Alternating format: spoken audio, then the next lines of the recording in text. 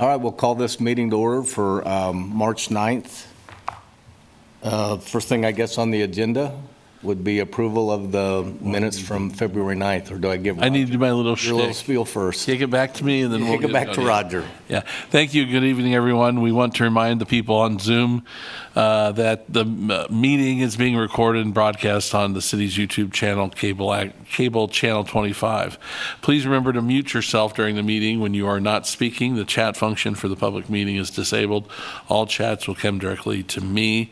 Unless you are participating during the meeting, please turn your video off. This allows the active meeting participants to be seen on screen. You will still be able to hear the meeting.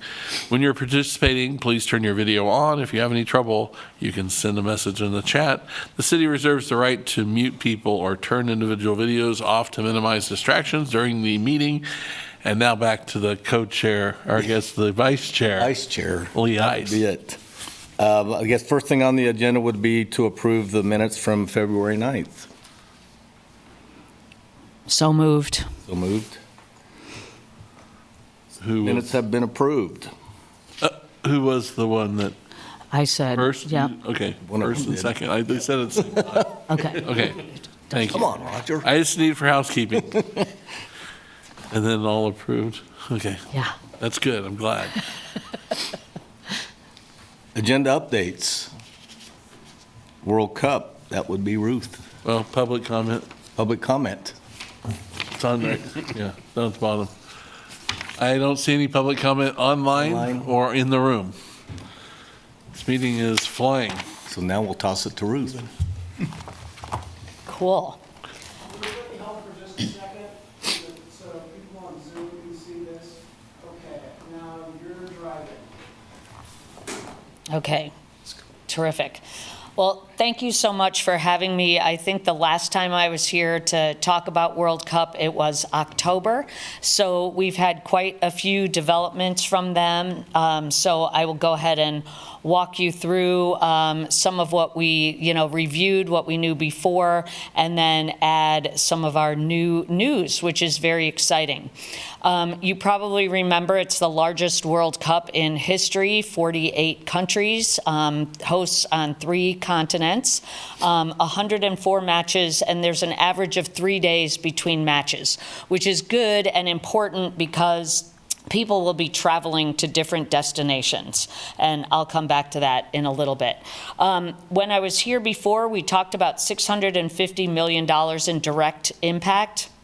That is before we had 4 base camps in the Kansas City region, including the largest team being Argentina in all of soccer. So that could be low, but certainly we're keeping that number for now. I think you remember the ratio of 5 in-market visitors to every Super Bowl ticket holder, and that in World Cup is 20-1. And we are still working our way through what that is going to look like in hotel occupancy in Lawrence.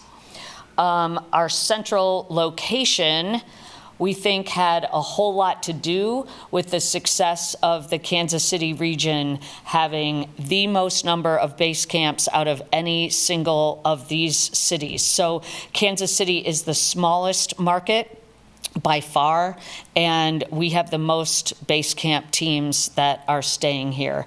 As you can see, we're almost all of the World Cup cities are within a 3.5-hour charter flight, which is really, really important. They don't like to spend a lot of time traveling, and they really dislike time zone changes. So I think that weighed in our favor. So base camp information, we started with the FIFA brochure in 2024, where the following sites were listed: the Compass Mineral Point, where the Sporting play, the current training facility, and Rock Chalk Park. When the brochure was issued, we heard over and over again, you'll never have 3 sites in this close together. Like, don't get your hopes up. It will be great if we get 1, maybe 2 tops. And sure enough, last month it was announced that we will be hosting 4 giant teams. What that means that we're hosting is we are a team's home away from home as they practice. They will probably arrive in our area very early June. And then they are here through the duration of the group stage play, which is through June 27th. We've been told it's about a possible 15,000 influx group of people. They come with 26 players, but then their entire staff. So they have trainers and chefs and masseuses and all those kind of things that keep them on track. So that's why and then their fans and family are also coming with them. So when we were first talking about base camps, it was important to note that that doesn't necessarily mean that they're playing at Arrowhead Stadium, but it turns out that certainly teams that are close by, once the draw happened and we saw who drew the groups that were coming through Arrowhead, which is actually going to be called Kansas City Stadium, were the ones that sort of picked our areas first. Except England, and I'll get to that. So as you can see, we started this in June of 2024. The brochure evolved from sort of 24 locations up to around 60. We had some visits, we had brochure updates, some teams came through, and then on December 5th, they had the draw, and December 6th, they released the entire schedule. So the draw put everyone into their groups of 4 that they will be playing through this first round in June. No one's at a knockout round at that point in time. So they get to play 3 games because they don't play themselves. And then that gave us a little bit of hint into who was going to be sort of nearby. December 6th, the schedule was released. And after that point in time, the teams really buckled down and started submitting where they wanted to go. So they submitted to FIFA where they wanted to be base camped, and then FIFA sort of sorted that all out in this way that I'll probably never understand. But in between December 6th and the middle of January, we had a lot of teams visiting here because it became very real to them that they were going to be in this area. So even teams that had come once already came back and really started, looking at things and trying to decide where they wanted to be. So now we're in almost the end of first quarter of 2026. In the 19th of February, we were allowed to announce that Team Algeria had chosen us for a base camp site. A couple weeks before that, Argentina had announced that it was going to be in the Kansas City region. They'll be at Compass Mineral Point. And then England announced that they would be practicing at Swope Park. And if you remember, Swope Park was not on the initial brochure, so they just kind of went rogue and said that they wanted to be in this area. They are not playing in the Kansas City area. They're playing in Toronto and Boston. They might play in Dallas. And yeah, here we are with Team Algeria, learning a little bit about who they are and a little bit about their history. So they are a North African country. They are 99% Sunni Muslims. They were colonized by the French for almost 150 years. They gained their independence from France in 1962. By January 1st of 1964, less than 18 months later, they had a men's national team in FIFA. So their identity as a free country is completely related to their men's national team. So it's incredibly exciting. They speak Algerian, Arabic, and they also speak French. So their higher ed, schooling, banking, business is all done in French. I also just learned by area they are the largest country in Africa, which I didn't know. So anyway, they're very exciting. Here's a little bit about the Berbers are the indigenous people in Algeria. Their capital has 47 million people, Algiers. And I have the information about gaining their independence and joining FIFA.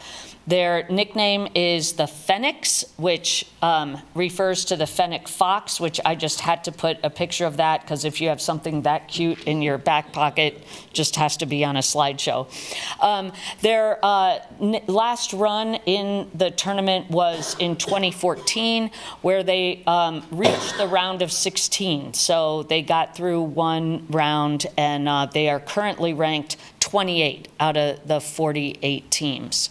Another thing that I just learned, they have a suburban stadium that is, their independence came on July 5th of 1962.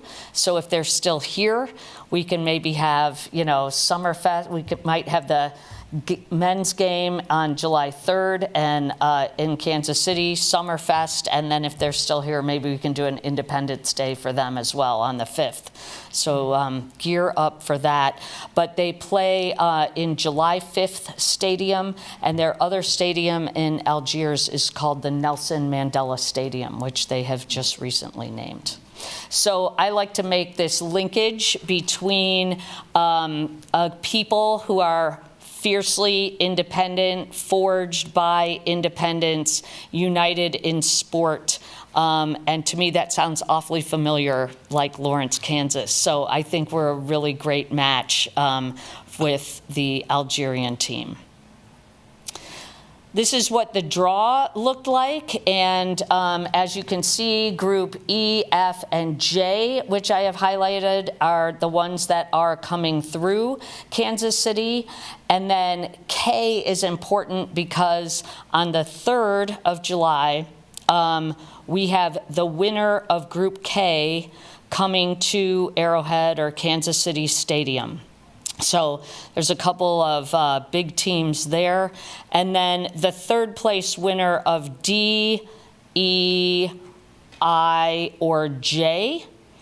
And just to call your attention here, if Group D ends up, if the men's team ends up in third place, it's entirely possible they're in Kansas City on July 3rd. This is what the whole ball of wax looks like. It's kind of hard to see, but I just wanted to sort of show you how this looks. And then we are here. So the Kansas City games go through the 26th of June, and then the round of 32 starts at the very, very end of June. And you can see that all the way out here, on July 11th, we have a quarterfinal match, which is huge because the teams that are in the quarterfinal are those teams with, the really, really big fan bases that are winning. And so there might be teams that were not here at the beginning of the tournament that fans that start to move in as people kind of sort of exit back home. So we could be in this for the long haul. Here are the Kansas City matches. Here we have, 4 continents that are going to be in our area. You can see that they're all in the evening because of the heat. So we have a lot of these folks. As you can see, England is not going to be playing here. And then I have the July 3rd game highlighted, and then the quarterfinal game highlighted as well. So Algeria plays here twice, which makes them a really good, candidate for staying with us. So that's really nice. But Austria visited here. They loved it here. I don't know where they ended up, and I'm not sure where Ecuador and Curacao were either. But anyway, you can see that between Argentina, Netherlands, and Algeria, that's sort of a big hint about why they were here. Another giant development that happened since I talked to you last is we are on the map of the Kansas City Connector Transportation Plan. So we will be having direct service from June 11th through July 13th every day, every 30 minutes into FanFest/Union Station in Kansas City. We don't know yet exactly, I think it's going to be about a 16-hour span, but we don't have those hours exactly, and we don't have pricing yet and how people will be, getting passes and things like that. But as you can see, you can get connected at Union Station. There is a direct connector out to the airport, which is up at the very, very top up here. And on match days, you will go right into this connector out to the stadium. You will probably be put through security before that happens, somewhere in the Union Station area, because there are, I think, let me get this right, 22,000 parking spaces at Arrowhead Stadium, and it will be down to 4,000. So there will be a huge ring of security around the stadium, and outer from that, there is international press, and they are very, very much saying that essentially you cannot drive and park there. As you can see, this is a spoke and wheel type setup. So all of these communities are connected, but for them to come all the way out to Lawrence, and this was announced before we were announced as an actual base camp site, it's just a really, really big boon for us. And what I want to point out is, as I said earlier, they have 3 days between matches. So we are going to be trying to drive visitation out from FanFest to Lawrence. So if you have a day, if you have half a day, if you can come late and leave, just come to Lawrence. You've got this really, really nice bus, air-conditioned, TV, Wi-Fi, bathroom, and ride the bus and come and spend time here in Lawrence, even if you don't have a room in our hotels. So that is really a good leverage for us to get visitation out here. These haven't been updated since we've seen the actual metrics of the teams, but they are sort of general things that are statistics that are kind of holding up. And we are actually seeing these numbers of plane tickets that have been purchased into Kansas City already.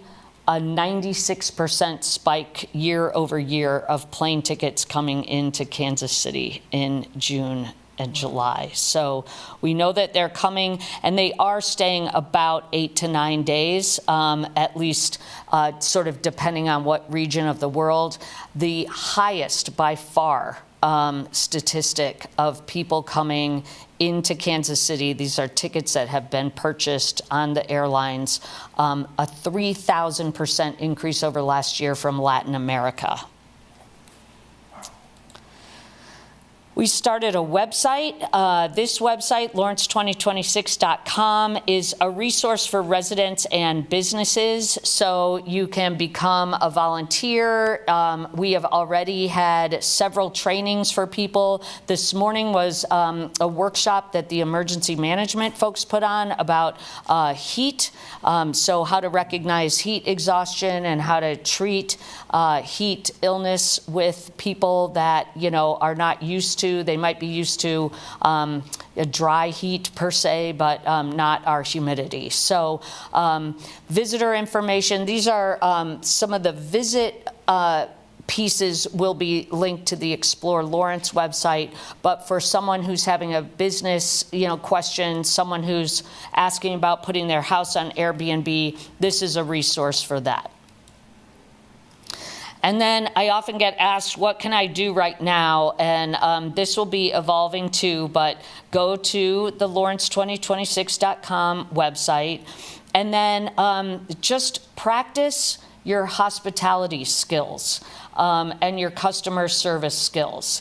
So can you give directions? Have you ever tried Google Translate? If you're with some of your coworkers or your friends, pick up that phone and try to translate something into Arabic or French with them. So you're not trying to, use that for the first time when you're flustered. Do you know where the public restrooms are downtown? Do you know how you could help somebody find a place where they can sit down, where they can get into cooler temperatures, where they could sort of reunite? How can you help them if they are lost? Can you help get them on the bus back to Central Station? I often think about when I first moved here, and I remember parking downtown and standing at the parking meter going, this car, like I had no idea which car it was pointing to. And so think of those kind of things. Are those intuitive to people? They're intuitive to us, but can we look at our city with new eyes and eyes of a visitor? And the one I always talk about is, I just walk downtown right into the crosswalk. I kind of give a quick look and I step into the brick part. But some people who are driving might not have any idea that that's a crosswalk. And some people who are walking might not know that that's a crosswalk either. So what are some things that we can do? Also look around. If there's a lot of trash, if there's a lot of, tagging, if there's a lot of things that need to be sort of, made to look fixed, if there's a door that's hanging funny, help us out. MSO, we have a group together that's trying to beautify our city before this all happens. And then, the Google Translate as well. So that's about all the update. I guess I just want to add one comment that after we made the announcement, our social media just blew up from people all over the world. Naples, Paris, South Africa, just people everywhere. And we also have gotten a lot of comments from Americans who, Algerians who live in America. So we've learned that there are pockets in Houston and Chicago and Washington, D.C. and New York. And so we expect many travelers who are domestic travelers coming in. But one comment has just stuck with me. There was a guy who posted, and he said, Algerians, exclamation point. As an Algerian living in Texas, I'm here to tell you you're about to meet the most lovely people in the U.S. And people were just thrilled. So our reputation of radical hospitality precedes us, and we intend to live up to that bar. So people are really, really excited. It's been a long time since they've made the tournament, and we're really looking forward to being their fans. Yeah. Ruth, one of the slides said that, I think it said 66 or something % of the people have credit cards. Yeah. What about those who don't? That is a great question. So we're estimating about 32% of travelers don't have credit cards. So the Economic Development Branch is working on that. We're urging businesses to do a couple of things. To, first of all, contact their bank, because they can't just all go into the vault and give, money out to make change. making change. The police are working on security issues in case there's a higher influx of cash around town. So they are working on that issue. We're learning what cash apps, like what pay apps people use in Algeria. And then there's a really cool thing of, I guess there are sort of reverse ATM machines. So you could put in a $100 bill and then it will spit out a debit card that is like $95 or $98, something like that. So we're looking at what it takes to get those installed around town. Oh, that'd be good. Thank you for that question. It's important. Porter, what about the, No, I was just going to ask you about the schedule. There's 2 games already scheduled with Algeria, one on June 27th. Does that mean they're guaranteed to be here until the 27th? Yep, that's Can right. you repeat that question too? 'Cause, Yeah, Porter was asking about the Algerian games that are scheduled, and they are scheduled to play in Kansas City on June 27th. So yes, we expect them to be here from early June through June 27th. Yeah, unless they have to get moved for some like next round reason, but yeah, most likely they'll be here. Porter, what about the sculpture project? Soccer themed. Quickly, we have, through the Unmistakable Public Art Exhibition, there are 6 artists that are working on various sculptures. We've bumped into the issue of where do we put them now?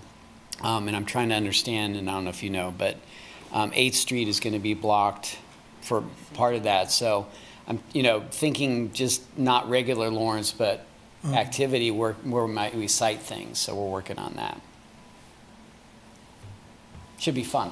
Yeah.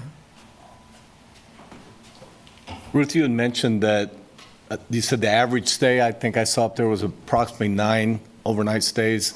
And since it's lasting throughout the month of June, how does that affect our hotels here in Lawrence? So do we feel pretty confident we could handle all that, or? Well, it's a lot, and I think because we have such big teams in the Kansas City area that even if we didn't have a team here, I think our hotels would feel it. Right. So there will be a lot of people coming on the short-term rental market, the Airbnb market. We're monitoring all of that. I mean, Jeff Crick's office has gotten calls about whether you can Airbnb a tent in your front yard or a storage container, which the answer is no, by the way, don't ask. So we do expect, and the Clinton Lake is getting prepared. And the other thing is Jeff has sort of a task force about RV usage. So people might get RVs and, start coming in and sort of, we're trying to manage where they can go as well. So it is a lot for the hotels. Strangely enough, hotels haven't started booking yet. I mean, they're seeing some activity, but we think that some of the culture is trying to find out like where their friends are and hanging, like where they're going to be, and then sort of booking more toward the closer to the time they get here. But yeah, it's going to be a lot of logistics. Has the team itself identified their hotel? They are, and I'm not supposed to mention it right now for security reasons, but they will be announcing that at probably the end of this month. Any other questions for Ruth? Do I ask for public comment on this or not? Since there's nobody Yeah, I on there. didn't see Yeah. online either. Thanks, Ruth. Thank you, Ruth. It's a really great presentation. Oh, thank you. Yeah, very I informative. bet she practiced. I bet she's given that more than once. Yeah. The next thing on the agenda, subcommittee formation discussion. Yeah, I can speak to that a little bit, and really what we're going to do, if it's okay with you all, is we'll table this until next month.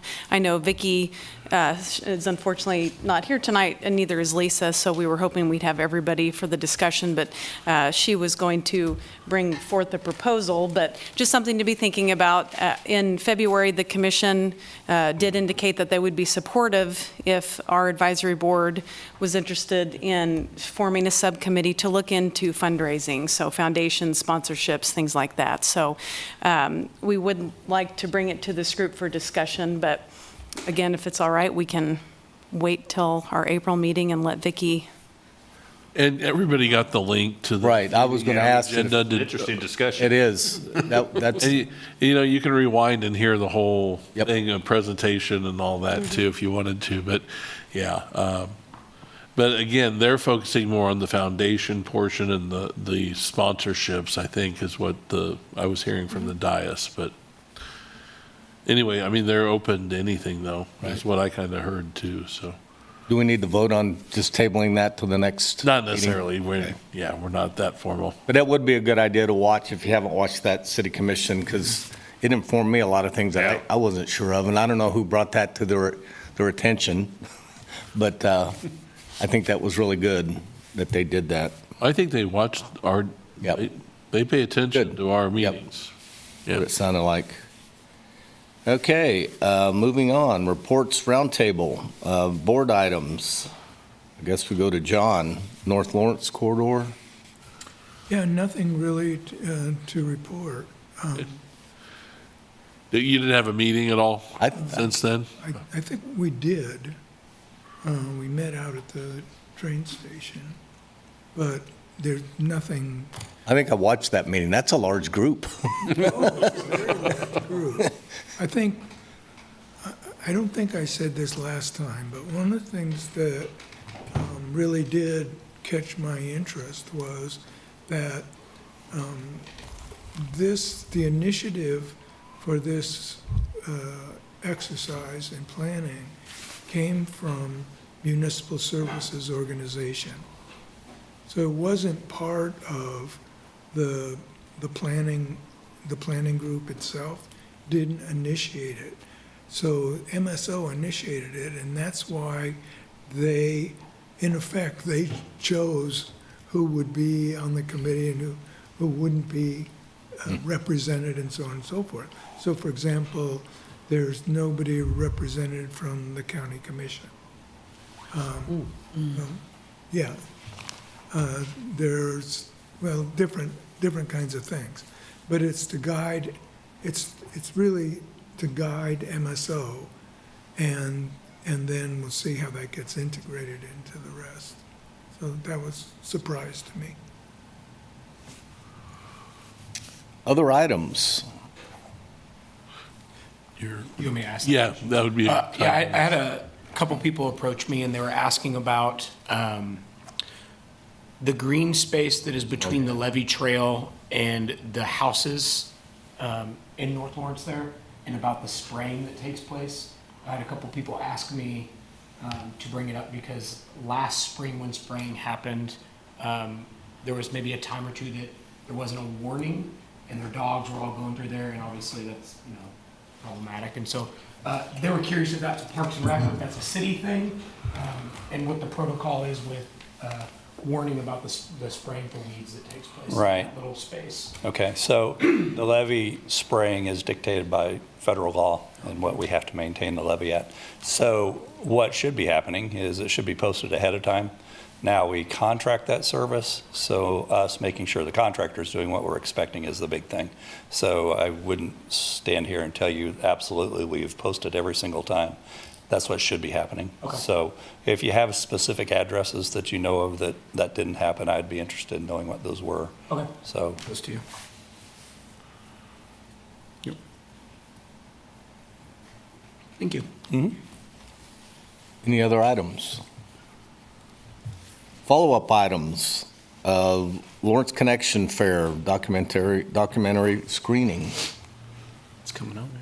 Yeah, I don't know if everyone was able to, I Yeah, I know made Ruth it. was there. So last Friday, we had the Connection Fair that was hosted by the city through our communications department and watched the documentary screening of Join or Die. And it was a great turnout. We had a lot of local groups and clubs and, people there who want to connect and network. And so it was really a great opportunity for all of us to watch. And Ruth, I don't know if you. Yeah, I was jump just in? blown away by how many people were there. It was in the Free State cafeteria and it was full. And there were so many groups and so many people looking into joining groups and just a really, really energetic crowd. So it was fantastic.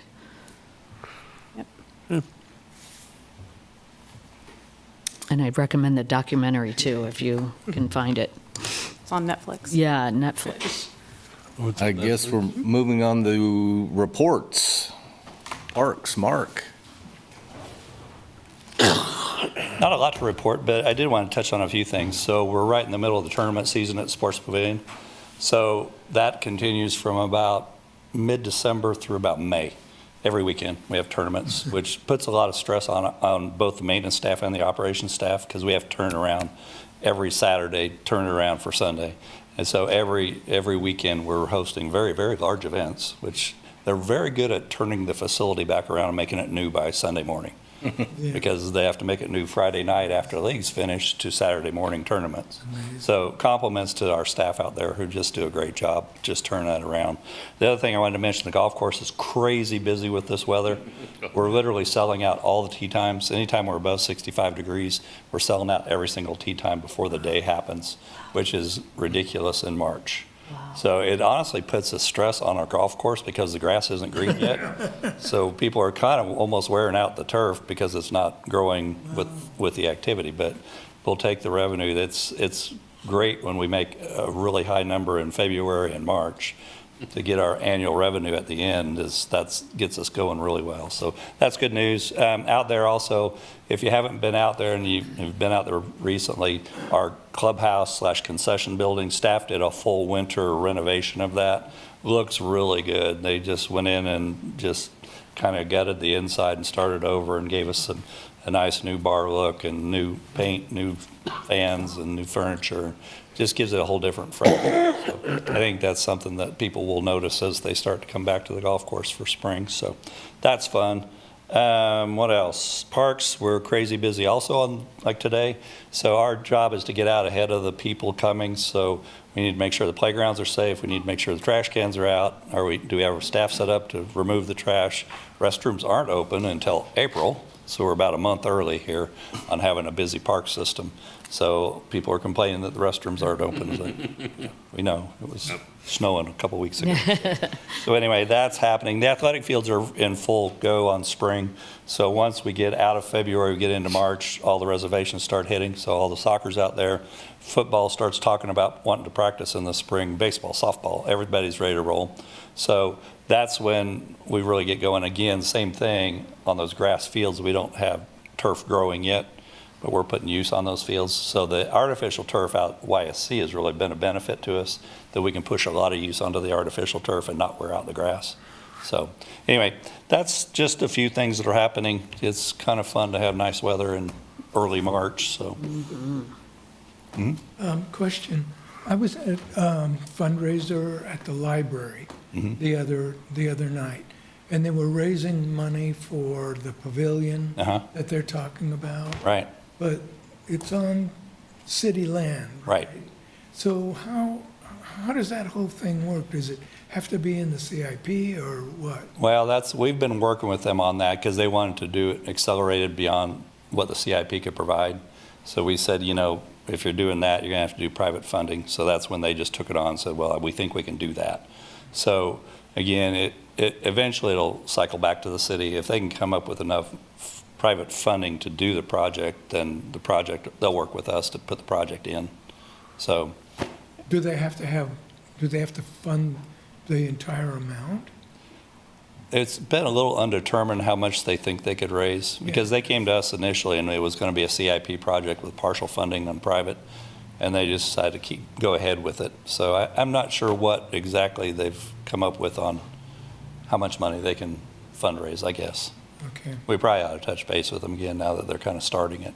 Because initially it sounded like it maybe wasn't feasible to do it in the timeline they were looking for. But they're moving forward with it, so they might know more than we know. Any other questions for Mark? I have something, I helped with the golf tournament today out there. It is crazy. I mean, of course, I was able to answer the questions about the bathrooms. Typically April 1, April 15th. Yep. Freeze, all that, but there was a lot of people, even spectators out on the course that were watching the college kids that were playing. But we've got 8 schools that are utilizing the golf course right now. Right. Including basically all the high schools in town, plus Baldwin, plus Haskell, plus Ottawa, plus Baker. So you can imagine the driving range, and of course it's underwater right now, so they can't even get out there. But sometimes it's 3 deep for people waiting to hit off those new pads that we've got. And there's about 20 of them, I think. And so when you look out there and you've got them putting and chipping, and then they're on the driving range and they're 3 deep waiting to hit balls. Yeah, when you get 70 degrees, even 50, I mean, they're out there. And the high schools just started this week with tryouts and things like that. So Lawrence High's got 40 kids out for golf. Oh, my goodness. Wow. I mean, so the golf thing is really something to see the kids playing too. So that's just an update there. So Yeah, and the driving range actually is a pretty big moneymaker just in itself as its own little business entity. You know, we have a CIP project to go in and regrade the whole driving range because right now when it rains a lot, we basically puddle the whole thing. We need to re-slope it so that the ducks and geese are out there. Yeah, so we can get the balls. It's a pond. Yeah, it is. It is. But man, it's like Lee said, it's crazy popular spring when all those teams are out there.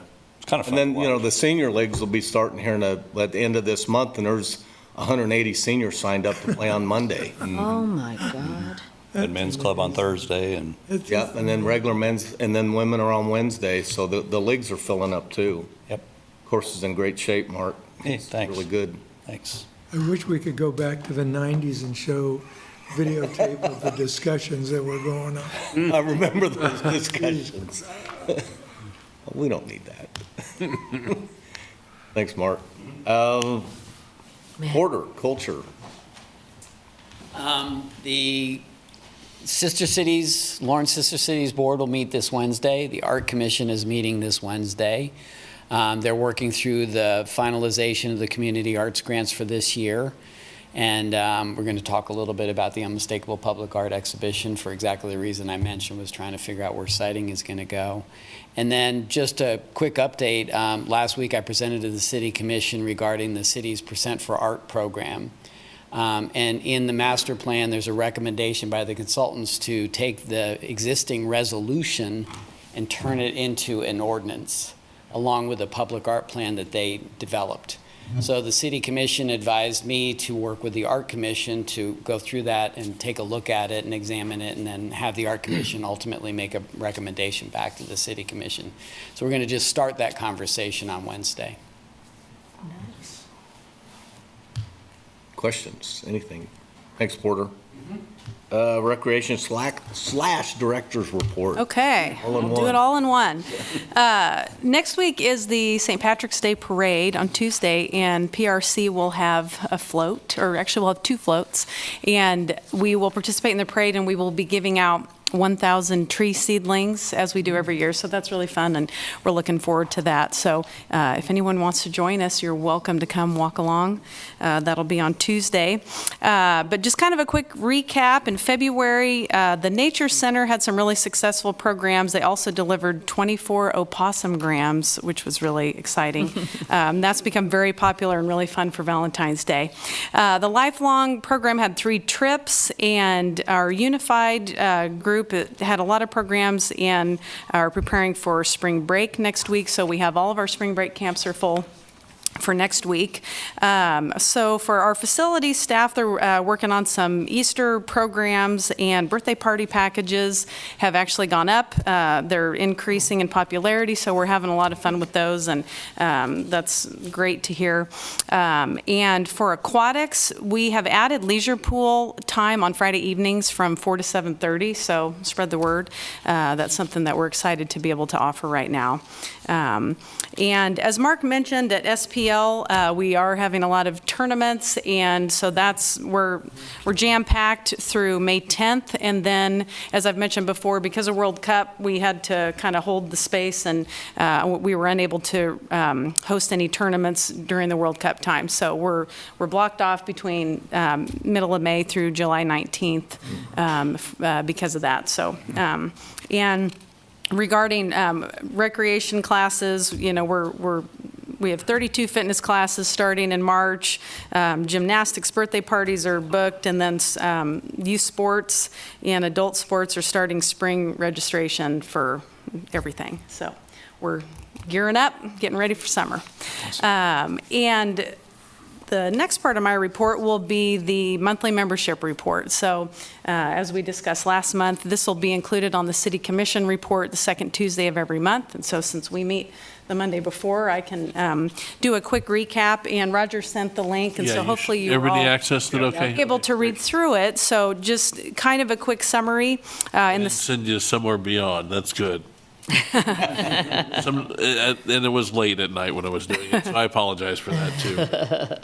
In the second month of implementation for fees, we sold 799 memberships. So back in January for our first month, it was 2,542. I mean, this is, I think, normal. This is what we expect. I think a lot of people are going to get out and buy their annual membership in January, and then, it's expected to obviously die down just a little bit as we go along. So 799 sold in February, and the actual number of monthly memberships also went down. So we're just tracking all the data. This is really interesting to see the numbers and see what the trends are. So we're kind of looking and analyzing to see if some of those people switched to an annual membership. But what I was able to find was so in January, the total number of monthly memberships, so that's adding up the adult, household, and senior, we had 970 monthly memberships. I'm sorry, monthly. What was that number again? I'm sorry. 970. And in February, we had a total of 609. Of those, 391 returned from January to February. So we had 218 new monthly members in February. So we'll continue to track that and just see kind of how it fluctuates, and again, see if people are, not coming back for whatever reason, or maybe they're switching to a punch card, maybe they're switching to an annual pass. Some of that we won't be able to track, but we're doing our best to kind of keep an eye on it and understand what the trends look like. So as far as the revenue, so taking all that into account, our current progress towards our total budget for the year, so our goal is $450,000 revenue. We're sitting at $208,000 based on what we've sold so far with memberships. And then with the SPL tournament spectator fees in February, we collected $51,000, and so that is, again, towards our annual goal of $250,000, we're sitting at about $99,000, and so we're tracking pretty well there as well. Did you have an estimate on going in on the annual sales? I can't remember. How many annual you thought you might sell? Yeah, so our goal for annual memberships was, sorry, I don't have it added up, but I can add it quickly. Our goal total, so for the adult, individual, annual, household, and the senior, the goal is 770, if I'm adding that up correctly. And our current, we're way above that for the annual. Our current number is 1758. Wow. So we've exceeded our goal for annual, and the monthly number is, our annual goal was 1165. That, and when I say that, and it gets confusing, but that's each month. Each month we want to have a total added up of the monthly members. We want to have 1165 each month. So in January it was 970. In February it was 609. So again, it can be different people each Right. month. But tracking-wise, when we estimated our numbers as far as hitting our revenue goal, we were hoping that we would be sitting monthly at 1165 total monthly members, if that answers your question. Yeah, I just talked to some people that they're trying to figure out which one to buy right now. And I asked them why they didn't do an annual, because, I mean, they're seniors, it's relatively cheap. Well, we don't go in there to walk in June, July, and August. Sure. You know, now they may, if it's too hot, they may come in, but right now they're just kind of testing the water, so to speak, well, we're just going to buy the monthly right now because we may only use it 8 months and not 12. Which I think is expected Yeah. and makes perfect sense to me, especially during this, this first quarter, this first half of the year implementation. Right. Everybody's kind of feeling it out, trying to understand what they're going to use it for and what their needs are. So I think these trends could change next year. Sure. I think we need to get through a full year and really understand and let people kind of figure out, how it looks for them and how they might use it. So, but yeah, it is interesting to see, again, when we set goals, these are all estimates. We didn't know what to expect. We used, national trends, national data, but it's, we're definitely getting a better understanding of what this community is wanting. And so, yeah, the annual memberships have already far exceeded our goals. Now, you had mentioned that with the World Cup, no tournaments out there. Will that affect any of the camps, like Coach Self's camp, or? I think the camps are okay because they can be bussed in. Right, okay. And so I believe we were able to work around those and make sure that we can still hold those. So it was just the other tournaments where we'd have a lot of families coming to town, a lot of spectators. But the camps typically, as long as we can get the kids in and out on the bus, we felt comfortable Right. continuing with those. All right, that completes those reports. Future agenda items. Wait, One sure. comment. Sorry, John. I swim at the aquatic center, and I cannot believe the parties. Wait a minute. Those little kids in those pools, and they just love it. I try not to, be an old man. Just watching. It's hard not to just enjoy all the energy that's out there. It's just amazing. That's great. Yeah. That's good to hear. Thank you. I had a question, actually. So you said the spectator fees were up to $51,000? That was February. That, just in the month of February alone? Yeah. Well, I know that was like a point of contention, like we had talked about, was this something we're going to do? Like, what is the kind of the data on, or the feedback on that been? Has that been something? Has that been a It's really tough hard to transition? answer that. I mean, sure. Yeah. Of course, people are going to complain. I mean, nobody wants to pay fees, so Right. all of it's been tough. Right. So it's really hard to answer that question. I don't think anyone has come out and said, thank you for charging. Right. I just didn't know if it was been a, So, Huge but point of I think our staff have done a great job explaining why we're doing it. And so in all seriousness, I think we've done a really good job of working. When the complaints have come in, we have really made an effort to talk with those patrons, help them understand why we're doing it, and really, kind of look at the big picture and understand, what our goal is. And so that has helped. But yeah, we definitely had some pushback. So, early on. And I don't know, I hope and assume that it's getting better because now people are used to it. But right now it's mostly the volleyball tournament, so it's been a lot of the same groups, and so then we'll switch, and then this summer we'll have more basketball. Basketball tournaments, so it's going to be happens, yeah. something different, and so we'll kind of have to get through a full year and give everybody a chance to experience it. And but I really do want to thank and commend our staff for really taking the time, understanding that people are not going to like this, and we may have some, upset patrons, but taking the time to have the conversations with them, I think, has been really helpful.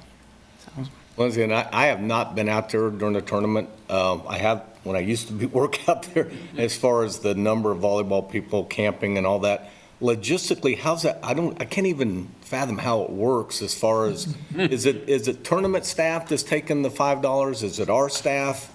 If I'm going to the track, where do I Yeah. go? No, I'm happy to explain that. So, and it will depend on the tournament. regarding who's taking the gate.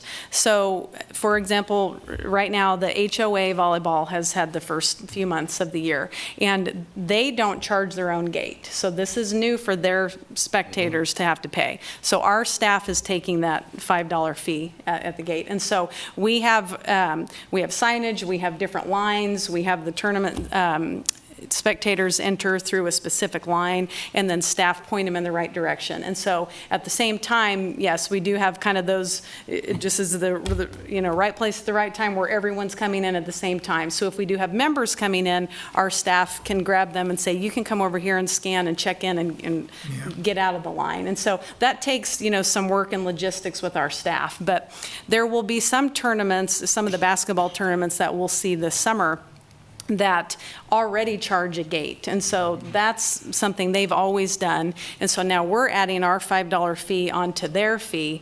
And so we are working with each individual tournament, and if it's an instance where they're charging, we're going to let them take the gate and add our fee on top of it. And then at the end of the tournament, we will settle up with them and they will pay us the $5 per spectator. And so they will give us their count, and our staff will be with them just to kind of monitor and make sure we're all counting the same. But we'll work with them and trust them, and then they'll give us our portion of the gate that they collected. And that's to make it easier on the spectators. We don't want them to have to go pay twice in 2 different lines. That would get incredibly complicated, so. So if somebody leaves and comes back, is it like a stamp situation? You get a just like stamp or a word? wristband, Okay, yeah. gotcha. Yep. So that's how we've been handling that. It's been working out well. Good. Any other questions of staff? I do have a question.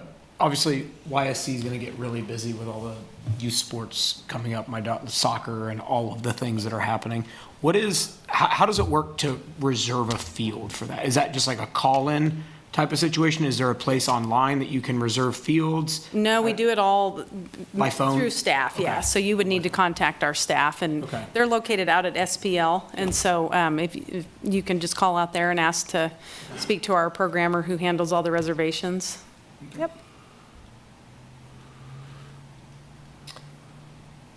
Future agenda items. I guess the municipal stadium one, we're still kind of on hold. Okay. It's kind of a little bit of an update from the last meeting we're very close to making that application.